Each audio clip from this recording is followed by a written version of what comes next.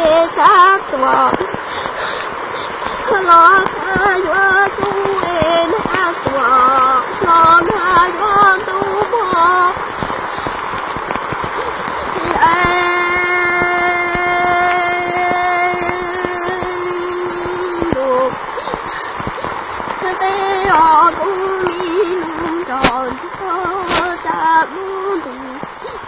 些几种为你问，做你经过做你我落，那你不管做家你做要记做不爱做人上面，他老东西不爱家我路路做你记住。nhà ý chữ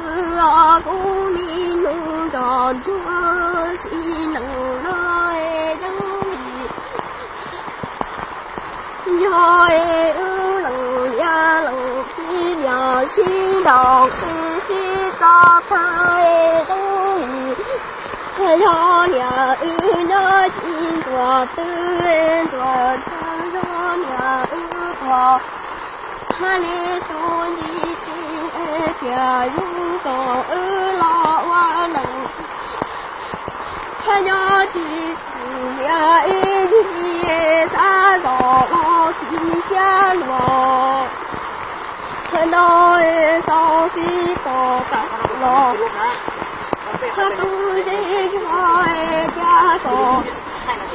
nó cha tu lo chỉ sao mình ơi, tôi sợ nhẹ luôn đó. Em tu là nó là chỉ tao muốn gọi nè. Chả có là chỉ tao muốn gọi cả. Chả em nó sợ nhẹ luôn, em nó sợ nhẹ một sao nó cứ nó xuống mình đâu. Hãy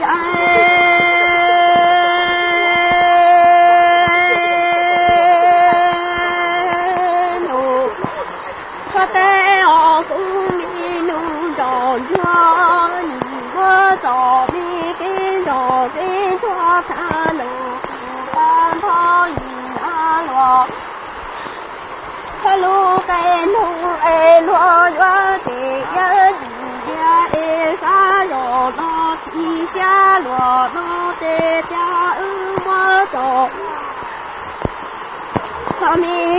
Gõ để không bỏ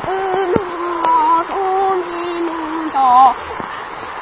thân chúa xa nhỏ lo tu xa mùa lo tê cha mua tổ đi kinh đồ kinh chúa tha nụ ô tao thô lì bò sa lu tê o e cha tổ y mua tổ kinh chúa lo tha tao cái gì hô lâu số mô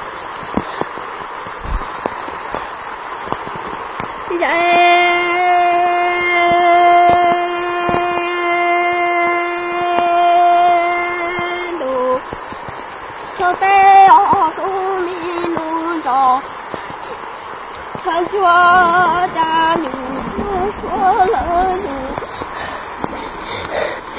thân cô em nụ chúa nụ cao em hoa thế ya gì ya ya nụ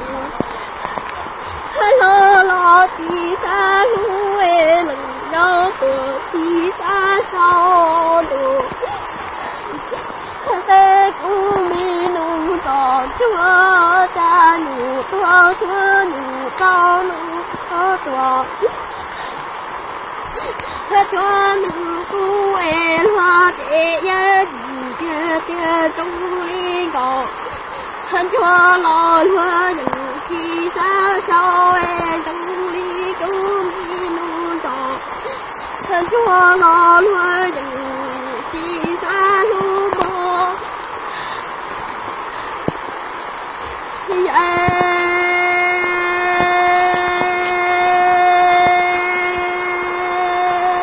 nụ chúa thì chúa nụ